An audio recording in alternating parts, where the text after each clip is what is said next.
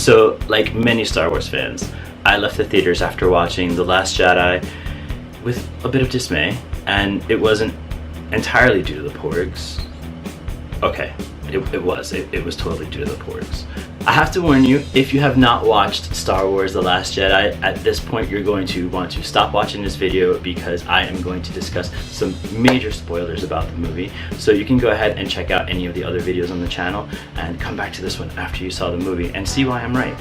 So after watching the latest installment of the Star Wars franchise with much anticipation, I couldn't help but notice that there was something really sneaky going on. I immediately noticed that there was definitely an animal rights agenda. You may or may not have noticed while watching the movie that an animal rights agenda was clearly at play here in more than a couple of scenes.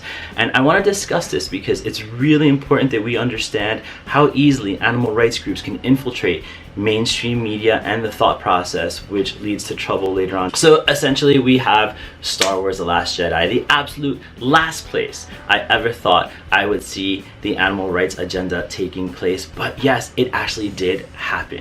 I had a little bit of a fishy feeling about what was going on in the movie, and sure enough, after investigating a little bit further, not only has PETA dedicated a section on their website to acknowledging Star Wars for their vegan agenda, but there is also confirmation from the production staff and the director himself that there is an agenda to promote the proper treatment of animals all around the world.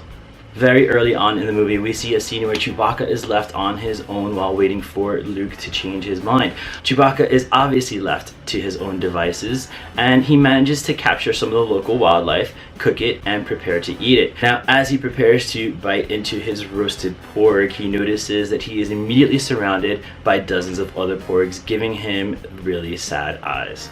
At this moment, that Chewbacca has a vegan epiphany. That's right, a vegan epiphany. All around me are familiar faces. You see, Chewbacca, an obvious obligate carnivore judging by those canines, had his mind changed and was basically guilted into not eating his prey items. This was obviously a winning moment for animal rights groups.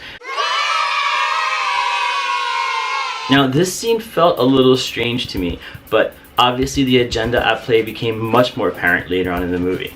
As I tried to recover from Jar Jar Porgs, I had no idea how much worse it was going to get. So a little bit later on in the movie, we have a scene where our heroes, Finn and Rose, are trying to escape the clutches of the bad guys. They incorporate the help of Fathiers, which are basically like space horses. The Fathiers are kept in stalls where they are cared for by orphan children. Pulling at the heartstrings much? Our heroes incorporate the Fathiers into their escape by riding them to freedom, and then in turn releasing all of them and letting them go back to the wild, assuming that they are a native species. Introduce Fathiers. So yes, our heroes were successful in releasing these ill-treated animals, despite not rescuing orphan children. There you go. Don't forget that just a few short months ago, the zoological world's jaw collectively dropped as the AZA announced the Humane Society of the United States Director Wayne Pacelle was going to be leaving opening remarks for the annual AZA conference.